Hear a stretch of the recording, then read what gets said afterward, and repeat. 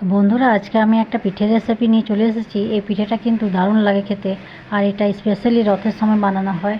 আর এটা একটা পুরনো দিনের রেসিপি। এটা আমি আমার মায়ের কাছে অনেক খেয়েছি ছোটোবেলা থেকে। তো ভাবলাম এটা আমি একবার আপনাদের সাথে শেয়ার করি। তো চলুন এটা আমি কিভাবে বানিয়েছি দেখে নিই। তো এখানে আমি নিয়ে নিয়েছি একটা কড়াই, তার মধ্যে দিয়ে দিয়েছি কিছু নারকেল কোড়া। আর এটা একটা আমি পুর বানিয়ে নেবো সবার থেকে আগে। আর তার জন্যে এখন নারকেলের উপরে দিয়ে দেবো গুড়। আর এটা নাড়াচাড়া করে একটু আমি পুরটা রেডি করে নেবো। তো দেখুন পুরটা রেডি হয়ে আসছে। পুরটা রেডি হয়ে গেল। এটা এখন আমি নামিয়ে নেব আর সাইডে রেখে দেব। পুরটা আমার হয়ে গেল। এখন এটা আমি সাইডে রেখে দেব। আর একদিকে আমি কড়াই গরম জল বসিয়ে দিয়েছি।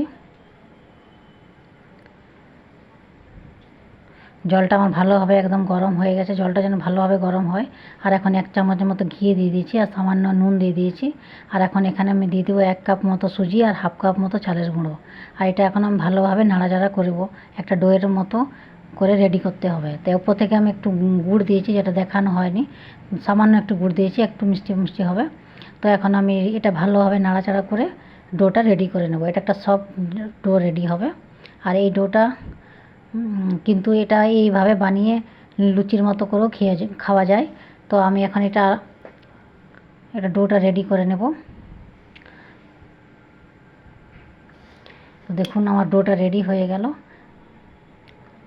এটা একটু আমি হালকা ঠান্ডা করে নেব। এটা এখন অনেক গরম আছে। দেখুন এটা সুন্দর একটা স্মুথ মতো ডো রেডি হয়ে গেল। এটা দিয়ে লুচি পরোটা সব কিছু বানানো যায়।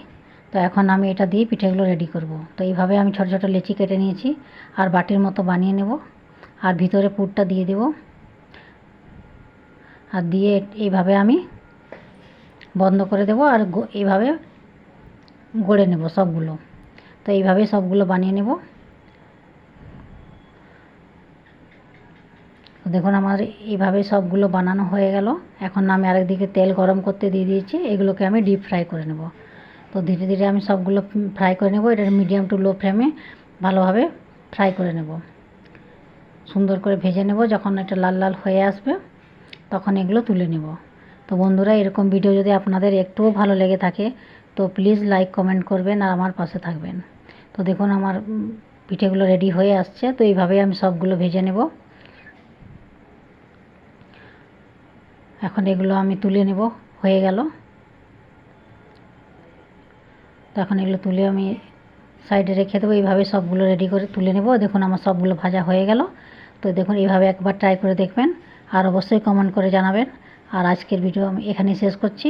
ভালো থাকবেন, সুস্থ থাকবেন। বাই।